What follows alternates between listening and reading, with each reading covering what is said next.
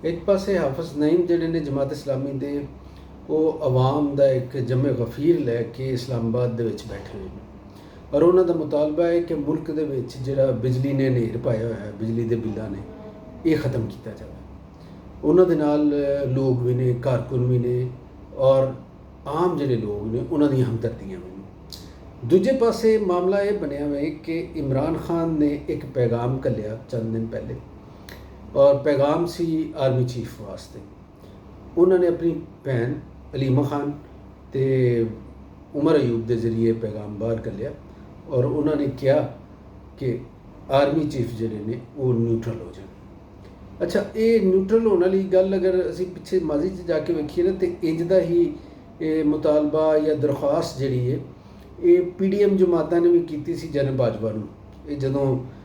ਤਹਿਰੀਕੇ ਅਦਮ ਇਤਮਾਦ ਉਹਨਾਂ ਨੇ ਪੇਸ਼ ਕਰਨੀ ਸੀ ਤੇ ਉਸ ਤੋਂ ਪਹਿਲੇ ਉਹਨਾਂ ਨੇ ਇਹੋ ਜਿਹੀਆਂ ਸਟੇਟਮੈਂਟਾਂ ਦਿੱਤੀਆਂ ਸੀ ਕਿ ਜਨਰਲ ਬਾਜਵਾ ਜਿਹੜੇ ਨੇ ਉਹ ਨਿਊਟਰਲ ਹੋ ਜਾਣ। ਤੇ ਫਿਰ ਉਹਨਾਂ ਨੇ ਬਾਅਦ 'ਚ ਮੰਨਣਾ ਵੀ ਸ਼ੁਰੂ ਕਰਤਾ, ਜਿਵੇਂ ਜਿਵੇਂ ਉਹਨਾਂ ਨੂੰ ਡਿਵੈਲਪਮੈਂਟ ਹੋਈ, ਉਹਨਾਂ ਨੂੰ ਕੁਝ ਸਪੋਰਟ ਮਿਲੀ ਤੇ ਉਹਨਾਂ ਨੇ ਮੰਨਣਾ ਸ਼ੁਰੂ ਕਰਤਾ ਜੀ ਕਿ ਜੀ ਜਨਰਲ ਬਾਜਵਾ ਨਿਊਟਰਲ ਹੋ ਗਏ ਨੇ ਜਾਂ ਇਦਾਰਾ ਨਿਊਟਰਲ ਹੋ ਗਿਆ। ਤੇ ਉਹਦੇ ਬਾਅਦ ਹੁਣ ਜਦੋਂ ਅਲੀਮਾ ਖਾਨ ਔਰ ਉਮਰ ਅਯੂਬ ਨੇ ਇਹ ਗੱਲ ਕਹੀ ਤੇ ਇਹਨੂੰ ਮੁਖਤਲਿਫ ਕੁਆਟਰਸ ਦੇ ਵਿੱਚ ਮੁਖਤਲਿਫ ਤਰ੍ਹਾਂ ਦੇ ਇਹਨੂੰ ਡਿਸਕਸ ਕੀਤਾ ਜਾ ਰਿਹਾ। ਅੱਛਾ, ਇੱਕ ਕੁਆਟਰ ਹੈਗਾ ਵੇ ਕਿ ਆਮ ਲੋਕਾਂ ਨੇ ਇਹਦਾ ਕੀ ਮਤਲਬ ਲਿਆ। ਆਮ ਲੋਕ ਇਹ ਸਮਝਦੇ ਨੇ ਕਿ ਪਾਕਿਸਤਾਨ ਦੇ ਮਾਮਲਾਤ ਕਦੇ ਵੀ ਜਿਹੜੀ ਸਿਆਸੀ ਜਮਾਤਾਂ ਦੇ ਕੰਟਰੋਲ 'ਚ ਨਹੀਂ ਰਹੇ ਔਰ ਇੱਥੇ ਜਿਸ ਤਰ੍ਹਾਂ ਦੀ ਵੀ ਸੂਰਤ ਹਾਲ ਹੋਵੇ ਫੈਸਲੇ ਜਿਹੜੇ ਨੇ ਉਹ ਇਦਾਰੇ ਕਰਦੇ ਨੇ ਤੇ ਉਹ ਇਸ ਚੀਜ਼ ਨੂੰ ਅਹਿਮ ਸਮਝਦੇ ਨੇ ਕਿ ਤਹਿਰੀਕ ਇਨਸਾਫ ਦਾ ਜਿਹੜਾ ਇੱਕ ਮੌਕਫ ਰਿਹਾ ਵੇ ਕਿ ਅਗਰ ਅਸੀਂ ਮੁਜ਼ਾਕਰਾਤ ਕਰਾਂਗੇ ਤੇ ਇਦਾਰੇ ਨਾਲ ਕਰਾਂਗੇ ਜਾਂ ਇਦਾਰੇ ਦੇ ਨਾਮਜ਼ਦ ਬੰਦਿਆਂ ਨਾਲ ਕਰਾਂਗੇ, ਅਸੀਂ ਗਵਰਨਮੈਂਟ ਨਾਲ ਨਹੀਂ ਕਰਾਂਗੇ ਜਾਂ ਫਿਰ ਇਹਨਾਂ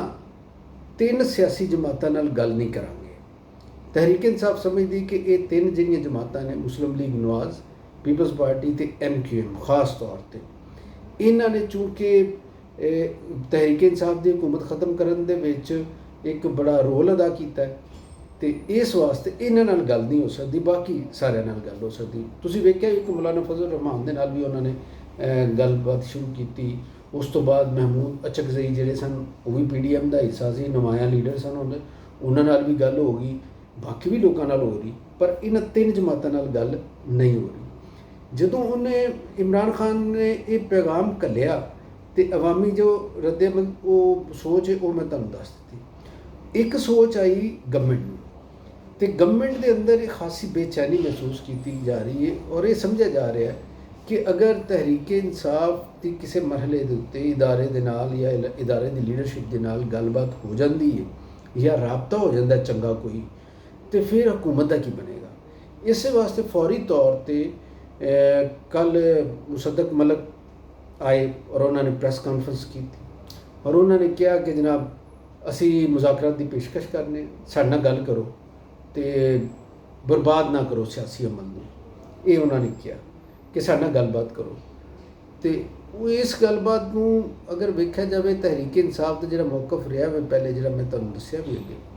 ਕਿ ਤਹਿਰੀਕ ਇਨਸਾਫ ਤਾਂ ਇਹਨਾਂ ਨਾਲ ਗੱਲ ਹੀ ਨਹੀਂ ਕਰਨਾ ਚਾਹੁੰਦੇ। ਅੱਛਾ, ਰਾਣਾ ਸਨਾਉल्लाह ਜ਼ਿਆਦਾ ਜ਼ਰਾ ਇੱਥੇ ਅਮਲੀਅਤ ਪਸੰਦ ਬਣ ਰਹੇ ਨੇ ਔਰ ਉਹਨਾਂ ਦਾ ਜਿਹੜਾ ਮੌਕਫ ਹੈ ਉਹਨਾਂ ਨੇ ਕਿਹਾ ਕਿ ਜਨਾਬ ਇਹ ਕੋਸ਼ਿਸ਼ ਕਰ ਰਹੇ ਨੇ ਕਿ ਕੋਈ ਨਵਾਂ ਰਾਹ ਲੱਭੇ ਸਾਨੂੰ। ਜਿਹੜੇ ਮਸਾਇਲ ਦਾ ਸ਼ਿਕਾਰ ਹੈ ਤਹਿਰੀਕ ਇਨਸਾਫ, ਇਹਦੇ 'ਚੋਂ ਨਿਕਲਣ ਵਾਸਤੇ ਇੱਕ ਹਕਮਤ ਅਮਲੀ ਦੇ ਤਹਿਤ ਇਹਨਾਂ ਨੇ ਇਹ ਪੈਗਾਮ ਦਿੱਤਾ ਹੈ ਔਰ ਇਹਨੂੰ ਇੱਕ ਜਾਲ ਦੇ ਤਰ੍ਹਾਂ ਉਹਨਾਂ ਨੇ, ਰਾਣਾ ਸਨਾਉल्लाह ਨੇ ਕਿਹਾ ਕਿ ਇੱਕ ਜਾਲ ਹੈਗਾ ਵੇ। ਇਸੇ ਤਰ੍ਹਾਂ ਹੀ ਇਰਫਾਨ ਸਦੀਕੀ ਸਾਹਿਬ ਜਿਹੜੇ ਨੇ, ਜਿਨ੍ਹਾਂ ਨੂੰ ਮੁਸਲਿਮ ਲੀਗ ਨਵਾਜ਼ ਦੇ ਵਿੱਚ ਇੱਕ ਸੋਚਣ ਸਮਝਣ ਵਾਲੀ ਪਰਸਨੈਲਿਟੀ ਸਮਝਿਆ ਜਾਂਦਾ ਹੈ, ਉਹਨਾਂ ਦਾ ਇਹ ਖਿਆਲ ਹੈ ਕਿ ਤਹਿਰੀਕ ਇਨਸਾਫ ਔਰ ਉਹਦੇ ਜਿਹੜੇ ਚੇਅਰਮੈਨ ਨੇ, ਬਾਨੀ ਚੇਅਰਮੈਨ, ਉਹ ਆਰਮੀ ਚੀਫ ਦੇ ਹਜ਼ੂਰ ਅਰਜ਼ੀਆਂ ਗੁਜ਼ਾਰਨ ਦੀ ਬਜਾਏ ਬਹਾਦਰ ਬਣਨ। ਇਹ ਇਰਫਾਨ ਸਦੀਕੀ ਸਾਹਿਬ ਨੇ ਕਿਹਾ, ਉਹਨਾਂ ਕਿਹਾ ਦਲੇਰ ਬਣੋ ਜਨਾਬ। ਤੇ ਇਹ ਦੋ ਤਿੰਨ ਬੰਦੇ ਜਿਹੜੇ ਹਕੂਮਤ ਦੇ ਅਹਿਮ ਆਦਮੀ ਨੇ, ਇਹਨਾਂ ਦਾ ਰੱਦ-ਏ-ਅਮਲ ਜਿਹੜਾ ਇਹਨੂੰ ਤੁਸੀਂ ਇਸ ਤਨਾਜ਼ਰ ਦੇ ਨਾਲ ਵੇਖੋ ਕਿ ਜਿਹੜਾ ਇਮਰਾਨ ਖਾਨ ਨੇ ਮੈਸੇਜ ਘੱਲਿਆ ਜੇਲ੍ਹ ਦੇ ਵਿੱਚੋਂ ਕਿ ਆਰਮੀ ਚੀਫ ਨਿਊਟਰਲ ਹੋ। ਹੁਣ ਜਨਾਬ ਇਹਦੇ ਤੋਂ ਬਾਅਦ ਮੈਂ ਇਹ ਵੇਖਣ ਦੀ ਕੋਸ਼ਿਸ਼ ਕੀਤੀ ਕਿ ਉਹ ਸਹਾਫੀ ਜਿਹੜੇ ਹਕੂਮਤ ਨਵਾਜ਼ ਹੈਗੇ ਨੇ, ਸਮਝੇ ਜਾਂਦੇ ਨੇ ਕਿ ਜਿਨ੍ਹਾਂ ਦਾ ਮੌਕਫ ਹਮੇਸ਼ਾ हुकूमत के हक दे विच या मुस्लिम लीग नवाज के हक च रहा, उन्होंने उत्ते इल्ज़ामात भी लगते हैं कि वो कम उन्होंने वास्ते इस पार्टी वास्ते करते हैं, माली तरगीबात दे, इस तरह भी इल्ज़ाम। तो मैं उन्होंने सहाफ़ियां तो भी रीड करने की कोशिश की कि वो की कह रहे हैं। उन्होंने अपने वीलॉग्स दे विच, अपने कालमां दे जरिए ते अपने स्टेटमेंट्स दे जेह्ड़े तजिए ने उंदे विच एह् कहने की कोशिश करन रहे हैं कि इमरान खान एक मुश्किल सूरत हाल का शिकार हो गए हैं। और DGISPR की जी प्रैस कॉन्फ्रेंस सी उनदे विच जिहड़ा डिजिटल दहशतगर्दी का मामला उठाया गया और सोशल मीडिया ते पाबंदियां का मजीद पाबंदियां की गल की गई, कानून साजी की भी कुछ ऐसियां चीज़ां सुनने च आ रही ने। तो उन्होंने कहा जी कि तहरीक इंसाफ नूं लगता है कि उनके उत्ते होर सख्ती होने वाली, तो इस वास्ते उस सख्ती नूं रोकन वास्ते इन्होंने इमरान खान ने ये वाली स्टेटमेंट दी। एक उन्होंने इस जोड़े सफ के सहाफ़ी ने उन्होंने यह ख्याल है कि इमरान खान नवा क्रैकडाउन जोड़ा है ना अपने वर्कर्स के खिलाफ वो रोकना चाहते हैं कि इन्होंने दिनों के भी उन्होंने कहा कि बहुत पकड़ दकड़ उन्होंने हुई, उन्होंने तफ्तीश हो रही, तो वो रोकना चाहते हैं इस प्रोसैस नूं ये वाला पैगाम दे के। तो तीसरी गल जी ये जोड़े मुस्लिम लीग नवाज के हामी सहाफ़ी हल्के ने उन्होंने ख्याल है कि इमरान खान के मुकदमात जोड़े ने वो फौजी अदालतों से लिजान की गलबात हो रही, तो इमरान खान ये वाला पैगाम दे के फौजी अदालतों के अपने खिलाफ कार्रवाई रुकाना चाहते हैं। इनू हुण 2-3 हल्कियां ने रीड किया मुख्तलिफ तरह के। तो हुण असीं ये वेखने कि तहरीक इंसाफ का लहजा जिहड़ा है उनदे विच कोई तब्दीली आई। इहदे ते BBC ने भी एक पूरा रिपोर्ट शाया की है, BBC उर्दू ने, तो उन्होंने भी यही गल की कि तहरीक इंसाफ ने अपना लहजा बदलिया और ये लहजा जिहड़ा बदलिया जाहिर है जो मुश्किलात जमात नूं दरपेश ने, जो सूरत हाल होगी और जिहड़े उन्होंने मकासद ने अगले उनदे विच ये शायद ज़रूरत हैगी सी। और कहा जा रहा सी कि तहरीक इंसाफ जी वो अपना लहजा नरम नहीं करन रही, उहदे च मुफाहमत की सानू जी वो रंग नज़र नहीं आ रहा, मुफाहमत का एक सख्तगिरी नज़र आ रही। और हुण तां वो देखो पहले हुंदा सी कि जिहड़ा बंदा जेल जांदा सी वो गुनाहगार होवे या ना होवे एक अलग गल, लेकिन जिहड़ा सियासी लीडर जेल जांदा सी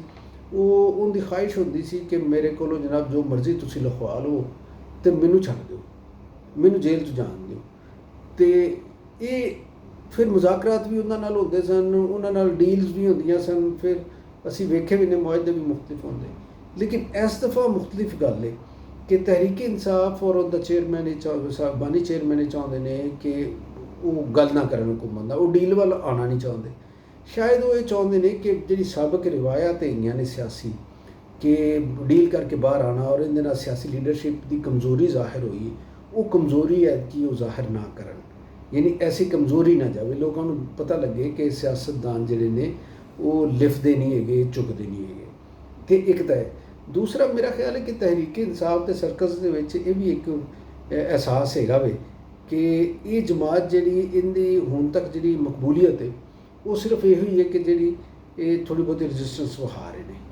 तो अगर ये भी नहीं या इमरान खान जी कैद च गए, अगर इमरान खान बाहर आ गए तो फिर वो जिहड़ा इन्हां दी मकबूलीयत का ग्राफ है वो घट होना हो सकता है, वो घट हो सकता है। तो वो एक ख़ास सर्टन मुद्दत तक कुछ ख़ास इंटरनेशनल फैसलों तक वो उन्होंने भी ख्याल है कि अगर इमरान खान जेल च रहन तो कोई हर्ज नहीं है। तो खिते के हालात जिहड़े ने वो बहुत तशवीशनाक है। असीं करांगे एक दो दिन दे विच उहदे ते भी गल कि जिहड़ा अमरीकी सैनट दे विच पाकिस्तान ते चीन के खिलाफ एक बिल पेश किया गया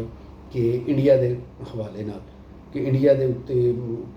हमला ना करन, इंडिया के खिलाफ दिफाई टैक्नोलॉजी हासिल ना करन या होर भी जिहड़ियां ऐसी इंडिया नूं चैलेंज ना करन, इस तरह की एक गल है। तो उहदे उत्ते भी असीं डिटेल नाल गल करांगे। लेकिन इन्हां हालात नूं सामने रखते हुए और जिहड़ी मुल्क की मैशत की सूरत हाल है जिहड़ी संभल नहीं पा रही,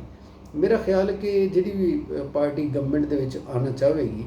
या ख्वाहिश का इजहार करेगी वो तहरीक इंसाफ ही क्यों ना हो, वो कुछ इख्तियारात मंगेगी इदारियां कोलों और आइन के तहत जो हैगी हैसीयत उन्होंने प्रैक्टिस करना चाहेगी। क्योंकि ये जिहड़े हालात ने मुल्क के जिहड़े माशी बहरान और सियासी अदम इस्तेहकाम के शिकार ਉਹਦੇ ਵਿੱਚ ਕਿਸੇ ਨੂੰ ਵੀ ਪੂਰੀ ਤਰ੍ਹਾਂ ਇਖਤਿਆਰ ਦਿੱਤੇ ਬਗੈਰ ਇਹ ਮਾਮਲਾ ਸੁਲਝਣੇ ਨਹੀਂ ਹੈ। ਅਤੇ ਇਹ ਸਾਡਾ ਤਜਜ਼ੀਆ ਸੀ। ਇਮਰਾਨ ਖਾਨ ਦੇ ਉਸ ਸਟੇਟਮੈਂਟ ਦਾ ਅਸੀਂ ਤਜਜ਼ੀਆ ਕੀਤਾ ਜਿਹੜੀ ਉਹਨਾਂ ਜੇਲ੍ਹ 'ਚੋਂ ਕੱਲੀ ਕਿ ਜਨਾਬ ਅਸੀਂ ਗੱਲਬਾਤ 'ਤੇ ਤਿਆਰ ਹਾਂ ਅਤੇ ਆਰਮੀ ਚੀਫ ਜਿਹੜੇ ਨੇ ਉਹ ਨਿਊਟਰਲ ਹੋ ਜਾਣ। ਅਤੇ ਜਿਉਂਦੇ ਰਹੋ, ਵਸਦੇ ਰਹੋ।